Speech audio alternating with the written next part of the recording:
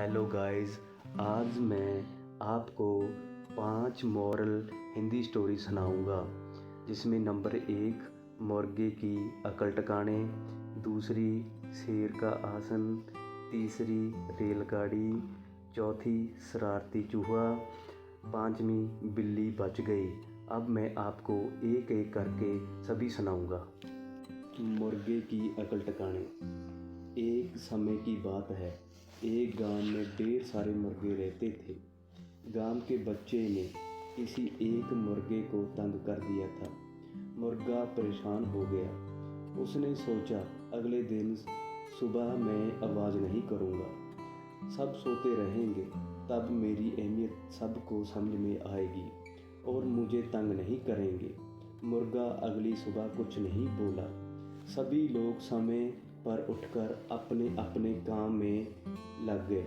उस पर मुर्गे को समझ में आ गया कि किसी के बिना कोई काम नहीं रुकता, सबका काम चलता रहता है।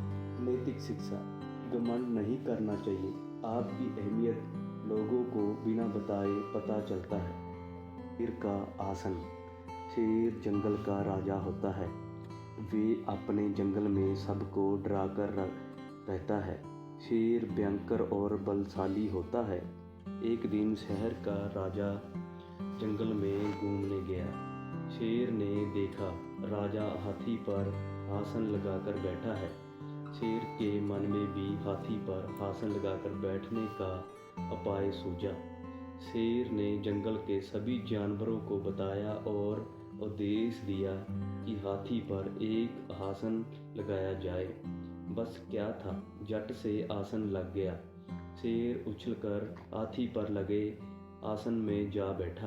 हाथी जैसे ही आगे की ओर चलता है, आसन हिल जाता है और शेर नीचे धड़ाम से गिर जाता है। शेर की टांग टूट गई और शेर खड़ा होकर कहने लगा, पैदल चलना ही ठीक रहता है। नैतिक शिक्षा। जिसका काम उसी को साजे। शेर ने आदमी की नकल करनी चाहिए और परिणाम गलत साबित हुआ। रेलगाड़ी। पिंकी बहुत प्यारी लड़की है। पिंकी कक्षा दूसरी में पढ़ती है। एक दिन उसने अपनी किताब में रेलगाड़ी देखी। उसे अपनी रेल यात्रा याद आ गई, जो कुछ दिन पहले पापा मम्मी के साथ की थी। पिंकी ने चौक उठाई और फिर क्या था, दीवार पर रेलगाड़ी का इंजन बना दिया। उसमें पहला डब्बा जुड़ गया, दूसरा डब्बा जुड़ गया, जुड़ते जुड़ते कई सारे डब्बे जुड़ गए।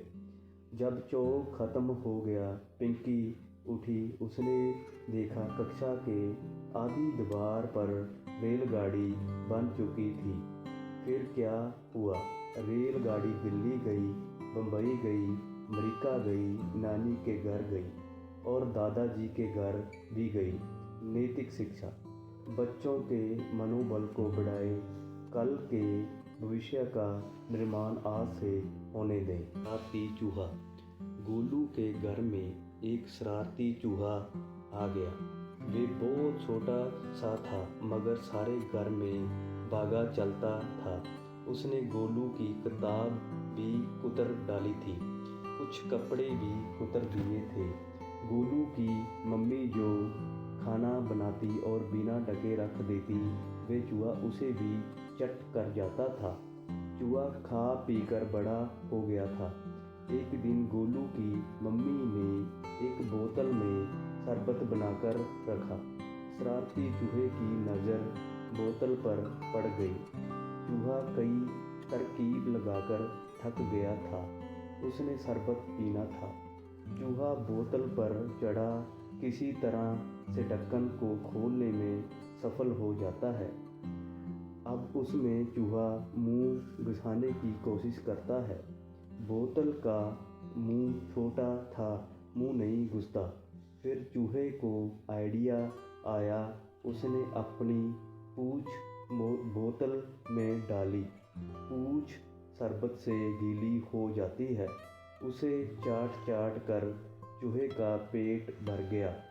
अब वे गोलू के तकिए के नीचे बने अपने बिस्तर पर जाकर आराम करने लगा। नैतिक शिक्षा। मेहनत करने से कोई कार्य असंभव नहीं होता। ये बच गई। डोलू मोलू दो भाई थे।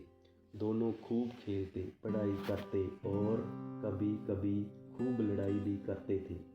एक दिन दोनों अपने घर के पीछे खेल रहे थे। वहाँ एक कमरे में बिल्ली के दो छोटे छोटे बच्चे थे।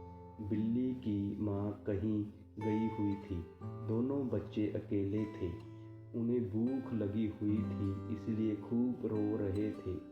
डोलू मोलू ने दोनों बिल्ली के बच्चों की आवाज़ सुनी और अपने दादाजी को बुलाकर लाए। दादाजी ने देखा दोनों बिल्ली के बच्चे भूखे थे। दादाजी ने उन दोनों बिल्ली के बच्चों को खाना खिलाया और एक एक कटोरी दूध पिलाई। अब बिल्ली की भूख शांत हो गई।